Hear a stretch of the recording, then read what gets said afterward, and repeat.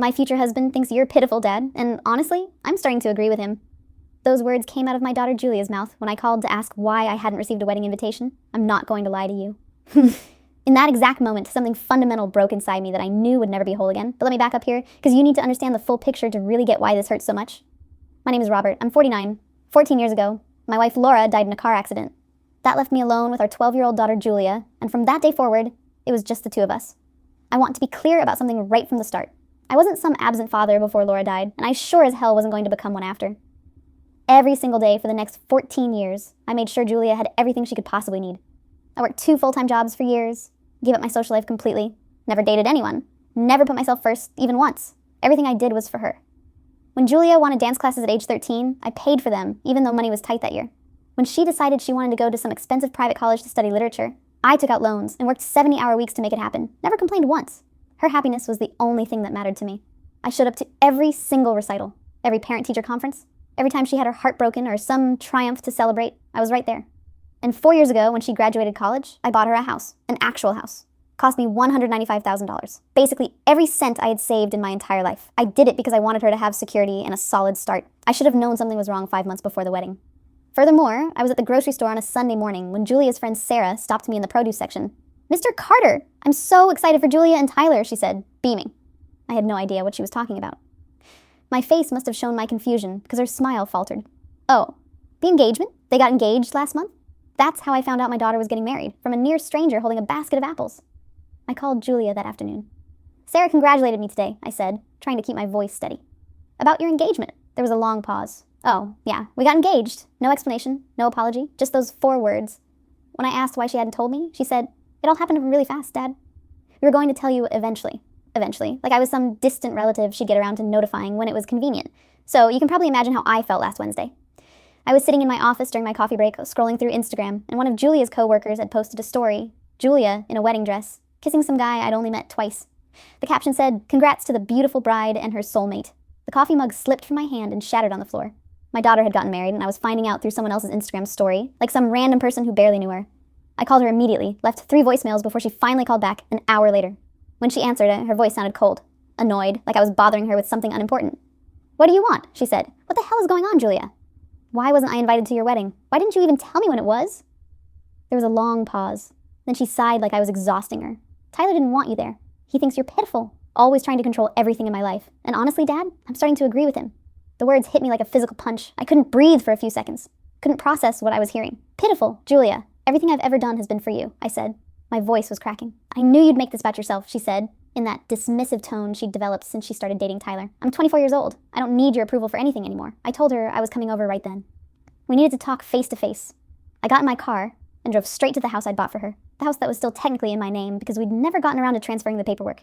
When I got there, Tyler answered and blocked the doorway the moment he saw me, still in his workout clothes from the gym, acting like he owned the place I'd paid for. This tall guy in his late 20s who was always bragging about his leased Porsche and his stock trading portfolio, he wore the same smirk I'd hated since the first time we met. "Oh, it's you," he said. Didn't even pretend to be polite. "I need to talk to Julia," I said. He pressed a hand to my chest to stop me. "She doesn't want to talk to you, man. You need to learn some boundaries." That's when Julia appeared behind him. She looked at me, annoyed, maybe guilty. "Dad, why are you here?" "I already told you on the phone how things are." "Can we please talk alone?" I asked. "Just you and me?" "No," she said, crossing her arms. "Whatever you need to say, you can say it in front of Tyler. He's my husband now." The way she emphasized that word felt deliberate, like she was trying to hurt me on purpose. I tried to explain that I didn't understand what had happened between us, that we used to be close, that I'd always supported every decision she made. I just wanted to know what I'd done wrong. Tyler actually laughed out loud. "You really don't get it, do you, old man? You're suffocating, always acting like she owes you something just because you're her father." "I never said she owed me anything," I said. "I just want to be part of her life." "Well, she doesn't want you in her life anymore," Tyler said, getting louder. "So why don't you take the hint and leave?" Julia nodded slightly at something Tyler said. That small nod hit me harder than anything. She was actually agreeing with him, not defending me, not telling him to back off, just standing there giving him her silent approval while he disrespected her father. "Julia, please," I said. "Talk to me. Don't let him speak for you." Tyler stepped fully in front of her. "She already told you how she feels. Now get the hell out of here before I make you leave." "You're going to make me leave?" I said. My anger was finally starting to rise. "The house that I bought for my daughter? Oh, here we go," Tyler said. The classic "I bought you everything" speech. "You're such a typical narcissistic parent."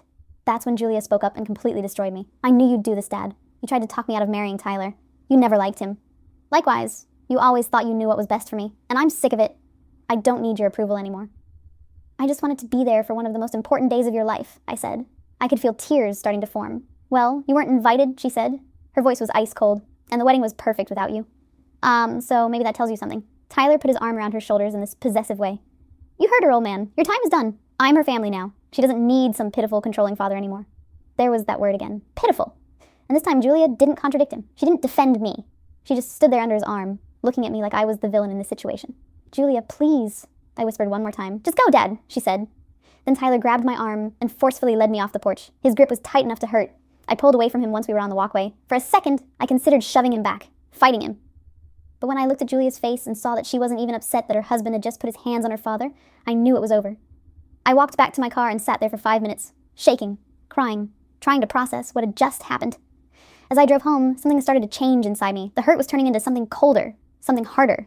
I had spent 14 years giving up everything for Julia, and this was how she chose to repay me, by picking some manipulative jerk who'd convinced her that her own father was the enemy. That night, I sat in my office and opened my laptop, created a new spreadsheet, titled it Financial Independence, and started listing everything, every financial commitment I still had, every legal document with my name on it. The house was still officially mine. Then there was the honeymoon trip to the Caribbean I'd secretly booked and paid for. $18,000. It was supposed to be a surprise gift. There was also the joint bank account where I'd been depositing $600 every single month for years. About $17,000 total sitting in there. Plus all the monthly bills I still covered. Her phone plan, car insurance, various subscriptions. As I looked at everything on this spreadsheet, something became very clear to me.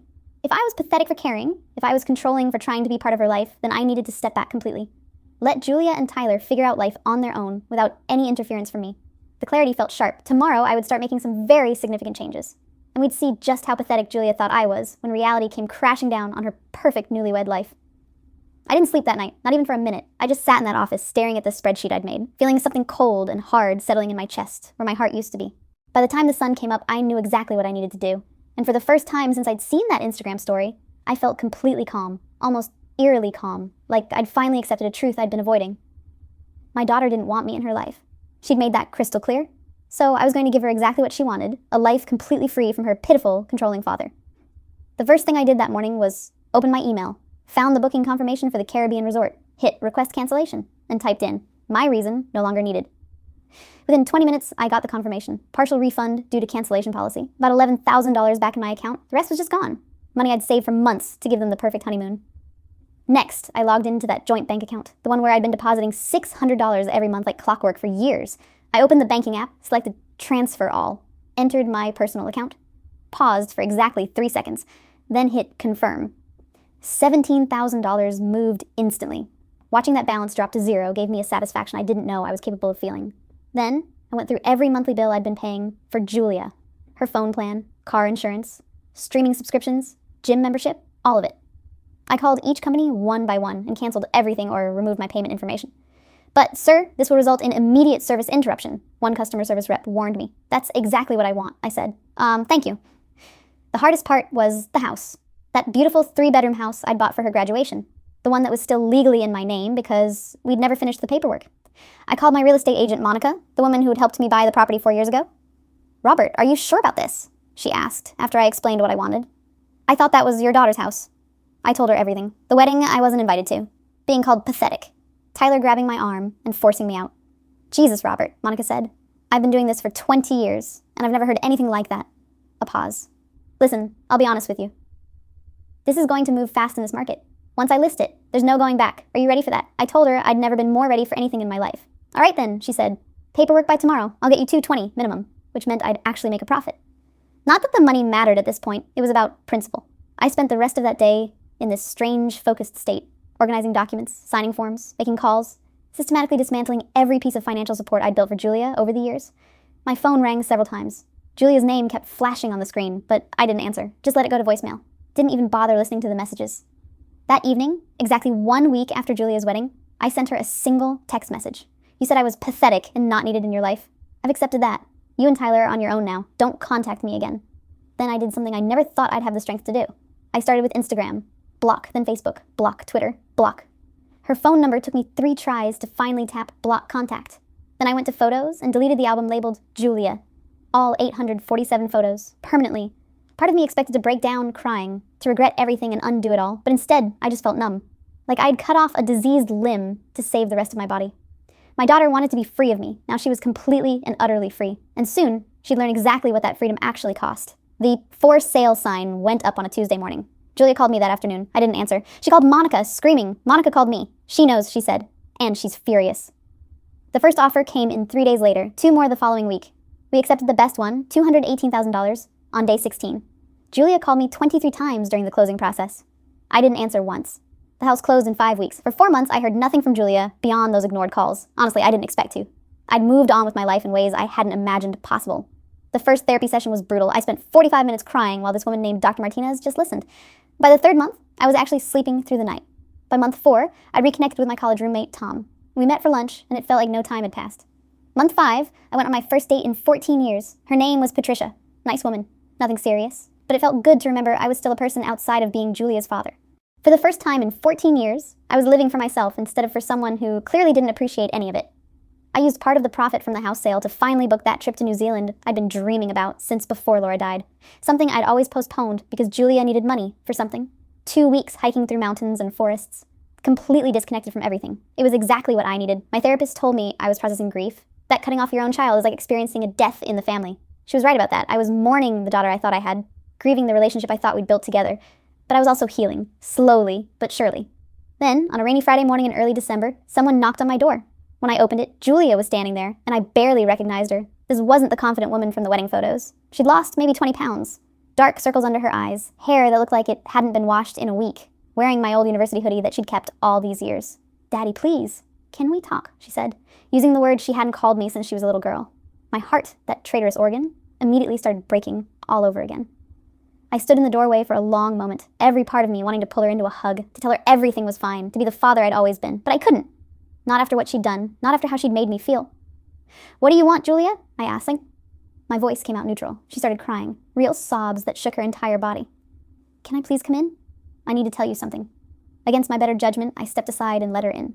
She sat on my couch, the same couch where we'd watched movies together when she was young, and she told me everything, how Tyler had been using her, how he'd systematically isolated her from everyone who cared about her, how he'd convinced her that I was toxic and controlling when, really, he was the one manipulating everything. "He only wanted me for the money, Dad," she said through tears. And when he found out the house was sold and the bank account was empty and there was no honeymoon trip, he changed completely. Apparently, Tyler had started becoming verbally abusive, calling her stupid for letting me take everything, blaming her for all their financial problems. Then 3 weeks ago, she discovered he was cheating on her with another woman who had a wealthy family. He'd already moved out and filed for divorce. "He made me feel crazy," Julia whispered. "Every time I said I missed you, he'd say I was being manipulated, that you'd trained me to feel guilty. He'd show me articles about narcissistic parents, made me read these books about toxic family dynamics." She was crying harder now. "I actually believed him. I thought loving you meant I was still under your control. How stupid was I?" She reached for my hand, but I pulled back. I looked at this broken young woman on my couch, my daughter, the girl I'd raised and loved and sacrificed everything for. And I felt this complicated mix of emotions, love and anger and pity and resentment, all swirling together. "Julia," I said slowly, choosing each word carefully. "I appreciate you coming here to apologize, I really do. But you didn't just exclude me from your wedding, you called me pathetic. You stood there while your husband put his hands on me. Not only that, but you chose a man who disrespected me over your own father who gave you everything." She was sobbing harder now, saying she knew she'd messed up, begging for forgiveness, asking if we could start over.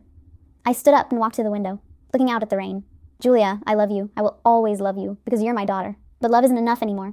You broke something between us that can't be fixed with just an apology." I turned to face her. "If you want to rebuild our relationship, it's going to take time.